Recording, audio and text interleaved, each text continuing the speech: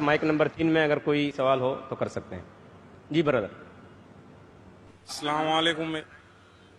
Doctor Zakir Naik صاحب، میرا نام نیلیش آمبور ہے، میں اورنگ آباد سے آیا ہوں. میرا سوال یہ ہے سر آپ سے، آپ جب کسی ہندو گیتا یا وید کا حوالہ دے کر اگر آپ کچھ بولتے ہیں یا قرآن سے وہ ملتا ہے تو کیا اس کے اوپر ہم عمل کر سکتے ہیں؟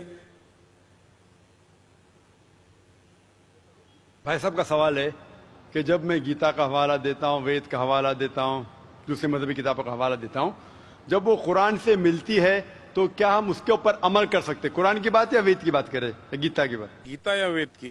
گیتا یا وید. تو اگر جو چیز وید اور گیتا میں لکھی ہے اور جو قرآن سے ملتی ہے، کیا ہم ان پہ عمل کر سکتے ہیں؟ میرا کہنا یہ ہے کہ قرآن کو کہا گیا فرقان. فرقان مطلب وہ چیز جو سچ اور جھوٹ کے بیچ میں جو ڈفرنس ہے اس کو پہچانتی ہے. فرقان یعنی فرق، حق اور باطل کے درمیان جو فرق ہے اس کو پہچانتی ہے قرآن. جس طریقے سے میں نے کہا کہ کئی پیغمبر آ چکے محمد صلی اللہ علیہ وسلم کے پہلے، اسی طریقے سے قرآن میں لکھا ہے سورہ رعد میں سورہ نمبر 13 آیت نمبر 38 میں کہ ہم نے ہر دور میں ایک کتاب نازل کی ہے.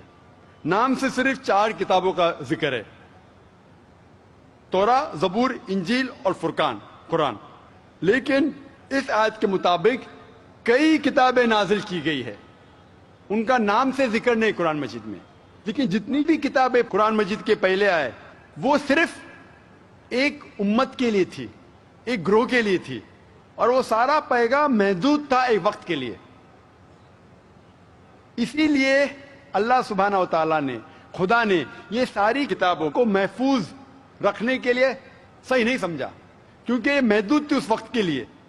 اسی لیے یہ جتنی کتاب پہلے نازل ہوئی وہ محفوظ نہیں ہے، نہ اس کی ضرورت ہے. لیکن کیونکہ قرآن مجید آخری کلام ہے اللہ سبحانہ و تعالیٰ کا، اسی لیے اللہ سبحانہ و تعالیٰ خود کہتے ہیں سورہ ہجر میں سورہ نمبر 15 آیت نمبر 9 میں کہ ہم نے اس قرآن مجید کو نازل کیا ہے اور ہم اس کی حفاظت کریں گے. تو جتنے پہلے کتابیں آئے ان کے اندر ملاوٹ ہو چکی ہے. جس طریقے سے اللہ تعالیٰ فرماتے قرآن مجید نے سورہ بقرہ میں سورہ نمبر 2 آیت نمبر 79 میں فَوَيْلٌ لِّلَّذِينَ يَكْتُبُونَ الْكِتَابَ بِأَيْدِيهِمْ ثُمَّ يَقُولُونَ هَٰذَا مِنْ عِندِ اللَّهِ لِيَشْتَرُوا بِهِ ثَمَنًا قَلِيلًا فَوَيْلٌ لَّهُم مِّمَّا كَتَبَتْ أَيْدِيهِمْ وَوَيْلٌ لَّهُم مِّمَّا يَكْسِبُونَ.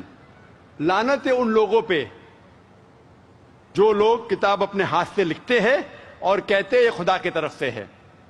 لعنت ہے ان لوگوں پہ جو کماتے ہیں، لعنت ہے ان لوگوں پہ جو لکھتے ہیں. تو اس سے یہ ظاہر ہوتا ہے کہ جتنے پہلے کتابیں آئے ان میں ملاوٹ ہو چکی ہے. یہ قرآن آخری کلام ہے اور کوئی بھی چاہے تو اس کو تبدیل کر ہی نہیں سکتا. خدا خود، اللہ سبحانہ وتعالی خود اس کی حفاظت کریں گے. اسی لیے آج جب میں مطالعہ کرتا ہوں قرآن اور دیگر مذہبی کتابوں کا، اگر یہ میچ ہوتا ہے، اگر یکساں ہے، جو چیز قرآن اور بھگوت گیتا میں یکساں ہے، مجھے کوئی بھی گلا شکوہ نہیں ہے ماننے کے لیے کہ یہ پورشن، یہ شلوک خدا کی طرف سے ہے. لیکن اگر قرآن سے نہیں ملتا ہے تو میں کہوں گا کہ ہو سکتا ہے، ہو سکتا نہیں. لیکن قرآن کے خلاف ہے تو میں کہہ سکتا ہوں کہ یہ خدا کا کلام ہے نہیں. اسی لیے جو کلام قرآن سے ملتا ہے، چاہے وہ شلوک ہو یا منترا ہو، وید کا ہو، اپنشد کا ہو یا گیتا کا ہو، یا چاہے دھما پٹ کا ہو، اویستا کا ہو، دساتیر کا ہو، چاہے اولڈ ٹیسٹمنٹ کا ہو، نیو ٹیسٹمنٹ کا ہو، جو بھی چیز قرآن سے ملتی ہے، ہم مسلمانوں کو کوئی گلا شکوہ نہیں ماننے کے لیے کہ یہ بھاگ خدا کی طرف سے ہے. اسی لیے میں یکسانیت کے بارے میں ذکر کرتا ہوں. تو آپ کے لیے بھی میں کہتا ہوں کہ جو اختلاف کی بات ہے اسے چھوڑ دو، جو یکسانیت کی باتیں ہیں، جو آپ کے کتاب میں لکھا ہے، ویدا میں لکھا ہے، پرانا میں لکھا ہے کہ آخری پیغمبر محمد صلی اللہ علیہ وسلم میں، تو آپ کے لیے فرض ہے کہ آپ بھی اس آخری پیغمبر میں مانیں. تو آپ آخری پیغمبر میں مانتے؟ آپ کی وید میں مانتے؟ ہو مانتے ہیں نا. آپ پرانا میں مانتے ہیں؟ ہو مانتے. تو میرے تقریر میں نے اتنے بار کہا اور اتنے حوالے دیا کہ آپ کے مذہبی کتابوں میں لکھا ہے کہ محمد صلی اللہ علیہ وسلم انتم رشی ہے.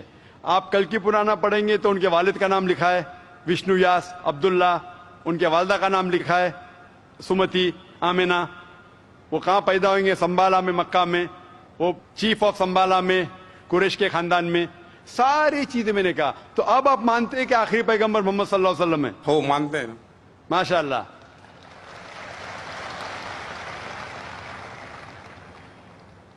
تو آپ مانتے ہیں کہ خدا ایک ہے؟ ہو بالکل. آپ مانتے ہیں خدا کی کوئی بھی پرتیما نہیں ہے بے شک. اور صرف خدا کی عبادت کرنا چاہیے؟ صحیح.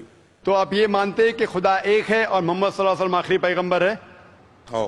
تو جو شخص اس بات کو مانتا ہے کہ خدا ایک ہے اور محمد صلی اللہ علیہ وسلم اس کے آخری پیغمبر ہے تو اسے ہم کہتے ہیں عربی میں مسلم، یعنی وہ شخص جو امن حاصل کرتا ہے اپنے خواہش اللہ کے احکامات کے مطابق. تو آپ مانتے اللہ ایک ہے اور محمد صلی اللہ علیہ وسلم آخری پیغمبر ہے؟ ہو مانتے. تو آپ چاہتے کہ اسلام قبول کرے؟ لا الہ الا اللہ محمد رسول اللہ. ماشاء اللہ، ماشاء اللہ، ماشاء اللہ، سبحان اللہ. آپ سے زبان سے کہہ دیے کہ اللہ ایک ہے، اس کے علاوہ کوئی معبود نہیں عبادت کے لائق، اور محمد صلی اللہ علیہ وسلم آخری پیغمبر، آپ مسلمان ہیں. جس طریقے سے آپ نے سوال کیا مجھے شک ہو رہا تھا کہ ماشاء اللہ آپ مومن ہیں، اور میں دعا کرتا ہوں اللہ سبحانہ تعالیٰ سے کہ آپ کو انشاءاللہ اس دنیا اور آخرت میں سفلتا دے.